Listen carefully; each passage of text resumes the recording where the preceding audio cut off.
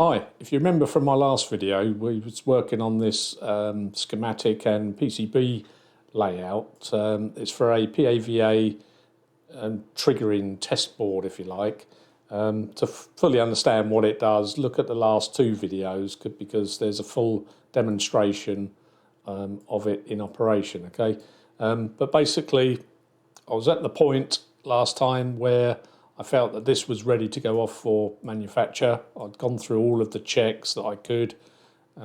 So I then had to create all of these, let's have a quick look, all of these export files from that model, and then you upload that to the manufacturer's website.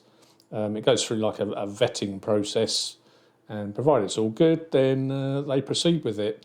So that was placed not last Sunday, Sunday the 12th of March. And I think by the Tuesday, so sort of one working day later, they said it's all manufactured. So that's incredible. So, you know, something bespoke made like that, made in one day. And then it took longer, of course, to ship it. So that then arrived on Monday the 20th. So it was only 6 working days from send them over the files to the boards arriving at my house. And I ordered 5 of them. That's the minimum order quantity you can do. So let's have a look at them now. Right, and here they are. Like I said, I've got 5 of them, and they look exactly as per the design, really. Very pleased with it. That's the position for the ESP32 module, the LCD connection, your external power, the shift register chips, your opto isolators here for your resistors. These are where the outputs. You got jumper positions, various reasons. This is your resistor pack, the LEDs. Yeah, the logos there. You got some other annotation on the board. Just about the right size, really. You can just about read it. And then on the back, not much to see. There's a few traces that I had to put on the back. But yeah, brilliant. It looks exactly as I expected.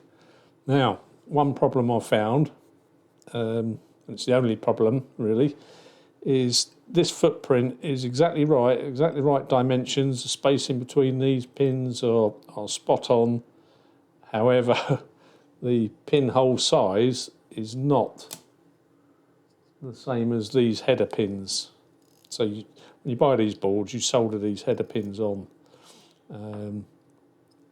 But actually, these pinhole sizes that are set on the design are not big enough. It won't go through. So gonna have to work around that.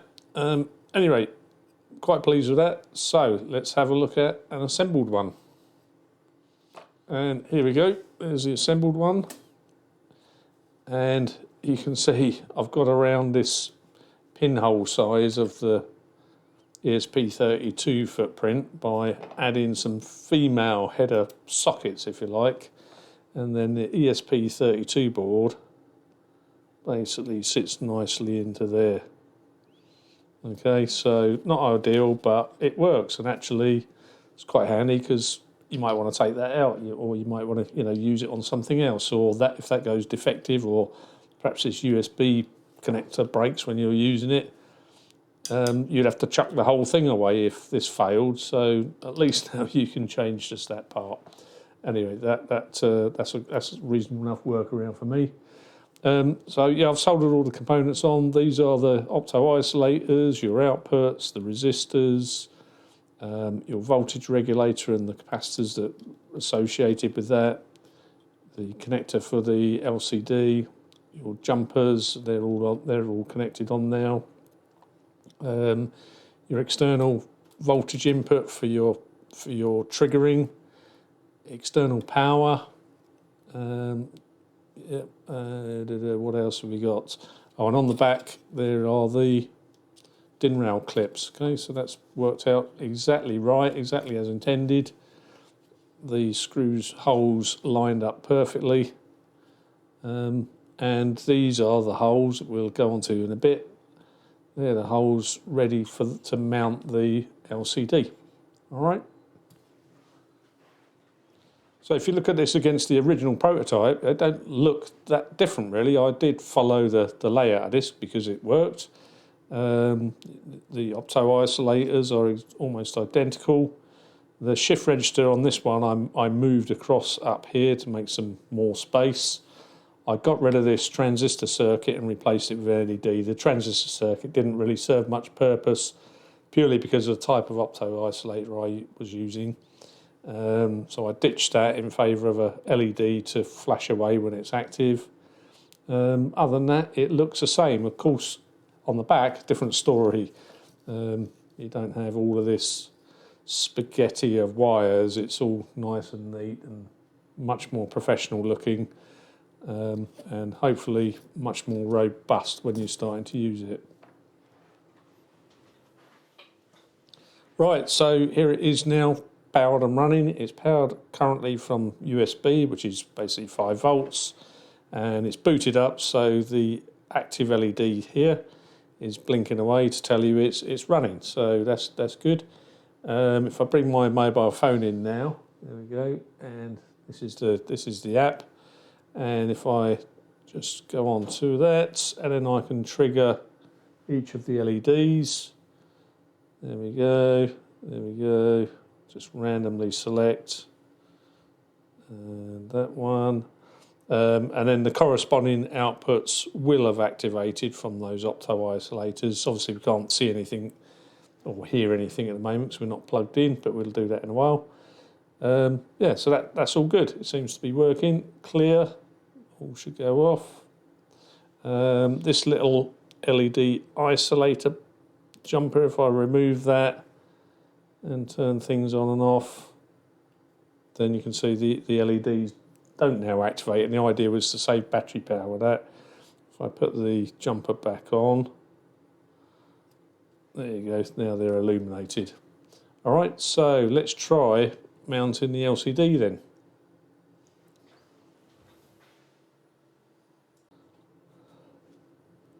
Right, that's the LCD connected. It's securely bolted on. Got 3 fixing points this time. The prototype only had 2, but managed to squeeze in 3 here, so that's really secure on there. Now you can't actually see the screen until I probably bring it right up close to the camera. Can you see? Maybe a bit closer still. There you go. So that's working absolutely fine. Got the clock, which is coming from internet NTP source, and then these are your IOs. If I just connect back up on my phone again and then start to turn on the first one and the last one, there you go. You can see they've both come on as sort of virtual LEDs there. Now if I do number 4, that one's come on. So that's working perfectly. Great.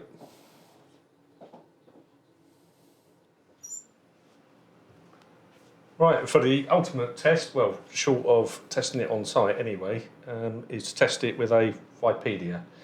Doesn't have to be a Vipedia, it could be any PAVA system that's got volt-free or volt-driven contacts, and they pretty much all do anyway. So anyway, this is the setup we got. That's a Vipedia. I've got the board powered, and it's running from a 9-volt battery now, so that's another test because we haven't tested that yet. This is the external ground reference, so that's wired into the same ground as the Vipedia. And then as before, I've got 3 of the triggers wired in, and they're going to contacts in on the Vipedia.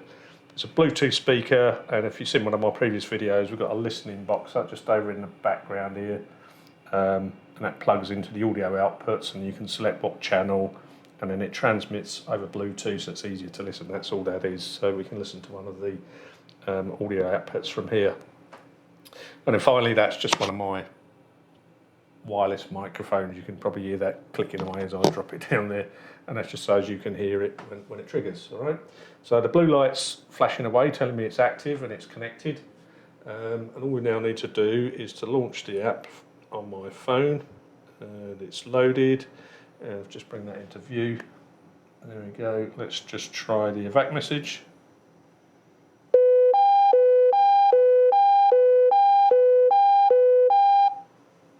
Attention. Attention. There has been a reported incident. Please leave the station by the nearest exit. Votre attention, s'il vous plaît. Okay, let's stop that and try the alert. Will Inspector Sands please go to the station control room immediately? Will Inspect... Stop that one. And then this is a security message, I think I configured this to. This is a security announcement.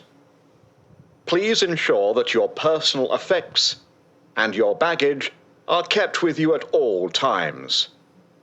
If you notice any suspicious items or behaviour, Okay, and then please report it immediately to a member. Yeah, so that works. So I guess the next thing is to get it tested on site, and I'll try and do a video of that when we get round to it. Okay, so that's all good, all working, brilliant. Catch you later.